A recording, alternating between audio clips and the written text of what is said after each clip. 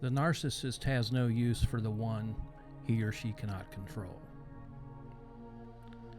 Narcissists hate free spirits, the individual who is an individual, the man or woman who is able and unafraid to think critically, the person who is in touch with his or her creative side, basically anyone who is halfway capable of thinking and dreaming for themselves will be despised by the narcissist. Why? It's because the free-spirited person presents an obstacle to the narcissist and his insatiable desire to control anybody and everybody in his or her circle of so-called relationships. A so-called relationship with a narcissist is no relationship at all. There's nothing mutual about it. It is a form of slavery. It is master to servant. It is superior to inferior. It is controller to controllee. It's not much different than the relationship a farmer has with an ox, a rancher has with a horse, or a machinist has with a press.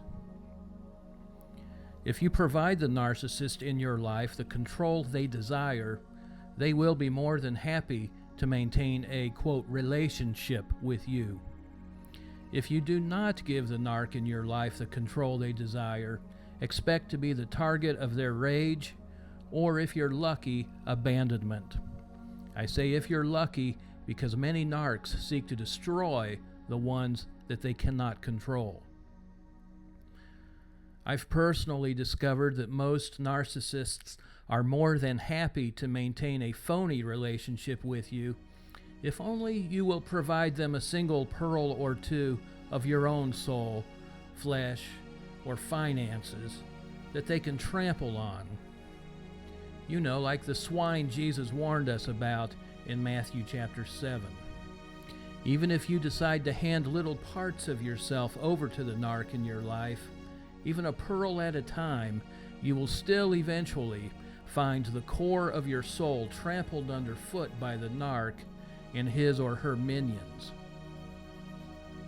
But hey, in the meantime, you can at least pretend you're enjoying a relationship with them, right?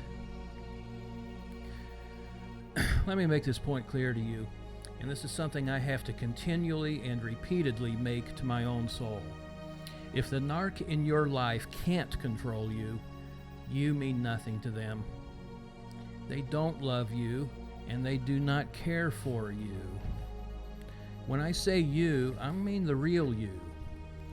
I mean the things about your personality, life, and spirit that define the true you, the things that make you who you are and what you are.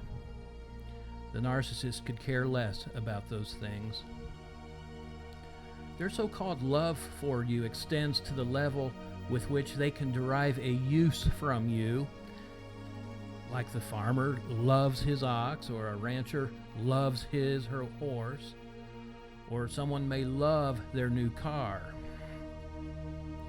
Most of the time, that use is nothing more than a sensation of empowerment that the narcissist experiences when he or she believes they have exercised power over some aspect of your person, be it your perceptions, your emotions, your thoughts, or your behavior. Sometimes that use is the enhancement of the narcissist's own image for the benefit of those he or she is attempting to impress, much like a prop in a staged production. Sometimes the usefulness they derive from you can range from a simple kissing of their butt to conning you out of your entire life savings. Either way, any relationship you have with a narcissist will always, and I must emphasize always, be built upon their ability to control and exploit some, if not all, aspects of your life.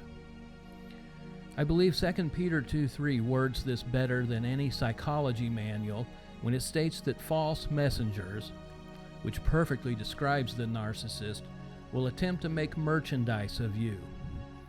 If they cannot control you, and subsequently exploit you, you mean nothing to them. Now here's a warning. Don't make the mistake of falling for the relationship card when you decide to cut ties with the narc in your life.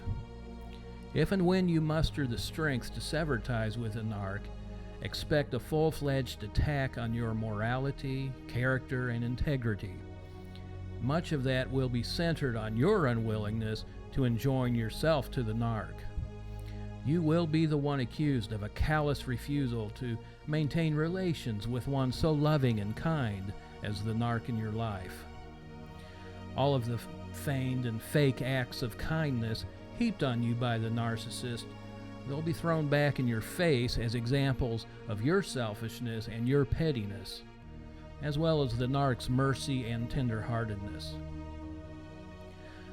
Don't think for a moment that the relationship card tactic won't be used on everyone in your circle of family and friends that the narc may have access to.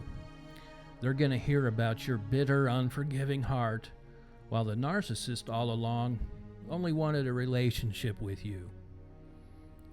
They did want a relationship with you on their playing field alone, a one-way relationship, the narc's way, of course. If you are a free spirit, if you believe that God created you to be an individual personality with unique abilities and purposes in life, if you are someone who possesses the capacity to think for yourself, if you are any of these things, you need to stop wondering why the narcissist in your life targeted you for humiliation, shame, and possibly even destruction. Or if you're fortunate, stop wondering why the narcissist in your life simply discarded you like yesterday's rubbish. Face up to the truth, as painful as it is, that the narc has no use for those he or she cannot control and subsequently exploit.